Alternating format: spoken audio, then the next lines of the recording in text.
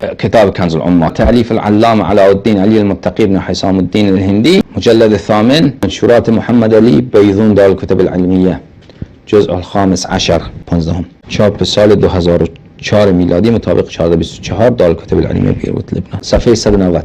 الذب چلپاسه، حدیث 41766. عمر میگفت ان النبی لم يحرم الذب ولكنه قذره یا قذره. عمر میگه که رسول خدا صلی الله علیه و سلم چلپاسه را حرام نکرده، فقط گفته که ناپاکه. خب که ناپاکه تو چرا میخوری؟ همین که گفته ناپاکه خوش دلیل بر حرمته. 41767. ان عمر چی گفته؟ ما احب ان لی بالذباب حمر النعم. گفته من اصلا دوست ندارم که من شتران سرخ مو داشته باشم به جای چلپاسه، یک گله شتر داشته باشم، از اون بهترینه برام چلپاسه بریان کنه. در خودش روایت میکنه که رسول خدا صلی الله علیه و سلم گفته که چلپاسه ناپاکه، قدر یعنی نجس. خب این دلیل بر حرمتش.